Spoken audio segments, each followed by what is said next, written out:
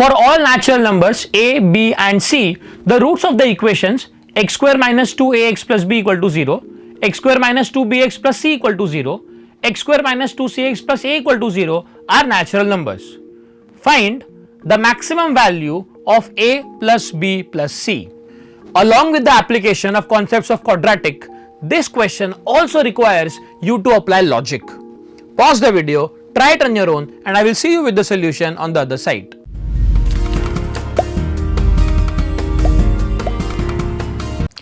Since the roots are natural numbers, obviously our discriminant has to be a perfect square. So the discriminant in this case will be 4a square minus 4b. That will be nothing but 4 common a square minus b.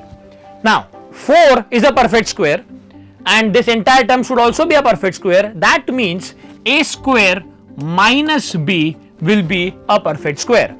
ठीक है, second वाले से आप similarly ये निकाल लोगे कि B square minus C should be a perfect square and last वाले में आ जाएगा C square minus A should be a perfect square.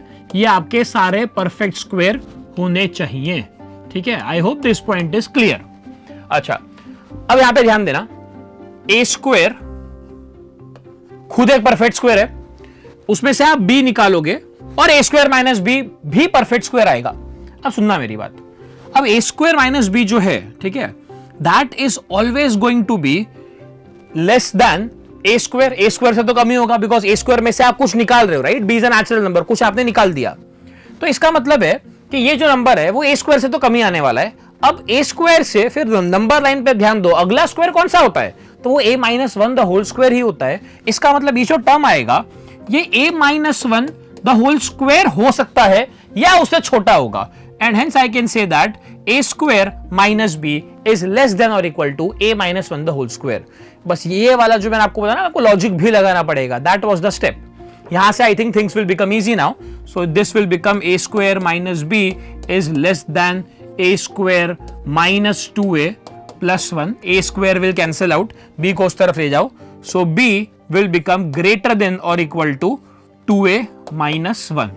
ठीक है. Similarly यही चीज आप यहां पे करोगे तो you will get the result as c is greater than equal to 2b minus 1 and last वाले में आ जाएगा a इज ग्रेटर देन और equal to 2c minus 1.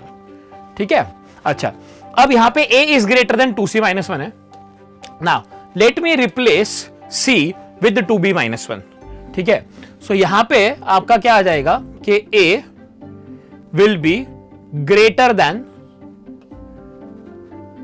4c 4b हो जाएगा वो माइनस 3 एंड यहां पे अगेन फिर से b की जगह पे you can replace with 2a minus 1.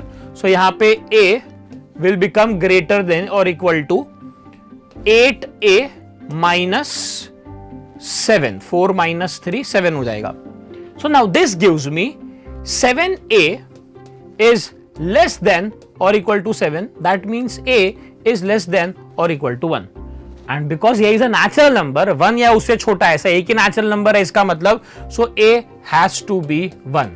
Now a को आप 1 यहां पे रिप्लेस कर दोगे तो आपका c भी 1 आ जाएगा, उसको रिप्लेस करोगे b भी 1 आ जाएगा. सो दैट मीन्स a भी 1 ही आएगा, b भी 1 ही आएगा और c भी 1 ही आएगा.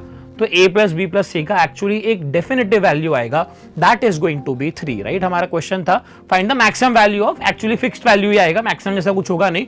सो I am going to get the value as 3 only. तो a plus b plus c का वैल्यू 3 ही आएगा, है ना. So this was the main step जहां पे आपको दिमाग लगाना था कि a square minus b has to be less than a minus 1 the whole square.